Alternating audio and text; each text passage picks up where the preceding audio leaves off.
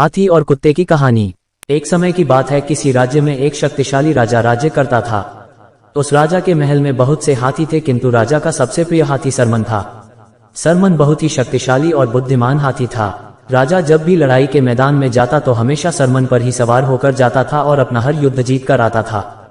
राजा ने सरमन के लिए एक अलग ही कक्ष बना रखा था, जिसमें सरमन रहता और खाता पीता था। सरमन की सेवा के लिए अलग से महावत लगा हुआ था। सरमन हाथी जहां रहता था उसी के पास कुत्ते का एक बच्चा भी रहता था। राजा का प्रिय हाथी होने के कारण सरमन को तरह तरह के स्वादिष्ट पकवान दिए जाते थे। सरमन के खाने के बाद जो भी जूठन बचती उसे चुपके से कुत्ते का बच्चा खा लेता था। सरमन शक्तिशाली होने के साथ ही बहुत ही दयालु प्रवृत्ति का हाथी था। उसने देखा कि कुत्ते का बच्चा उसकी जूठन खाकर अपना पेट भरता है, तो उसने कुत्ते के बच्चे से कहा, तुम मेरे खाने के बाद जो बचता है उसे क्यों खाते हो? तुम आज से मेरे संग ही खाना खाया करो। उद्धरण चिन्ह। कुत्ते का बच्चा बोला, आप राजा के प्रिय हाथी हो, मैं आपके साथ खाना कैसे खा सकता हूँ? कुत्ते के बच्चे की बातें सुनकर सरमन हाथी बोला, एक काम करो, तुम मेरे मित्र बन जाओ, फिर तो हम दोनों साथ में बैठकर खाना खा सकते हैं। हाथी अकेला बोर होता था, उसने कुत्ते के बच्चे के साथ दोस्ती कर ली और दोनों साथ में खाना खाते और खेलते थे।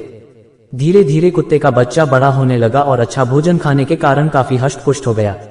एक दिन व्यापारी उस रास्ते से गुजर रहा था। व्यापारी की नजर उस कुत्ते पर पड़ी और उसने सोचा कि इतना हष्ट-पुष्ट कुत्ता मेरे घर की रखवाली के लिए अच्छा रहेगा। व्यापारी ने महावत को कुछ रुपए का लालच दिया। महावत का कुत्ते पर कोई अधिकार नहीं था, फिर भी पैसे के लालच में उसने व्यापारी को कुत्ता बेच दिया। व्यापारी कुत्ते को अपने साथ ले गया। उधर कुत्ता भी हाथी से बिछड़कर बहुत दुखी था। कुत्ते के जाने से सरमन हाथी भी उदास रहने लगा और उसने खाना पीना कम कर दिया। धीरे धीरे हाथी कमजोर होने लगा। राजा ने जब हाथी की ऐसी हालत देखी तो वह बहुत चिंतित हुआ और उसने महावत से हाथी के कमजोर होने का कारण पूछा। महावत को भी समझ में नहीं आ रहा था कि हाथी को क्या हो रहा है।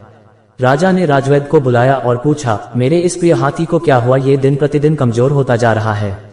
राजवैद्य ने हाथी का परीक्षण किया और राजा को जवाब दिया, महाराज, हाथी किसके वियोग से दुखी है, इसी कारण इसने खाना पीना छोड़ दिया है और कमजोर होने लगा है।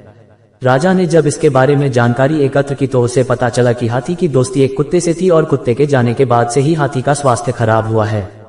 राजा ने अपने सैनिकों को आज्ञा दी कि किसी भी तरह उस कुत्ते का पता लगाकर उसे वापस लाया जाए। सैनिकों ने कुत्ते का पता लगाकर व्यापारी सहित कुत्ते को राजा के सामने पेश किया।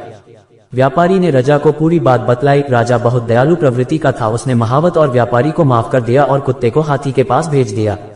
कुत्ते को देखते ही हाथी अत्यंत प्रसन्न हुआ और कुत्ते को अपनी सूंड में लपेटकर अपनी पीठ पर बैठा लिया। हाथी से मिलकर कुत्ता भी फूला नहीं समा रहा था। कुत्ते के आते ही हाथी ने फिर से खाना शुरू कर दिया और पहले की तरह हष्ट-पुष्ट और स्वस्थ हो गया। शिक्षा। हाथी और कुत्ते की कहानी से हमें शिक्षा मिलती है कि दोस्ती में कोई बड़ा छोटा या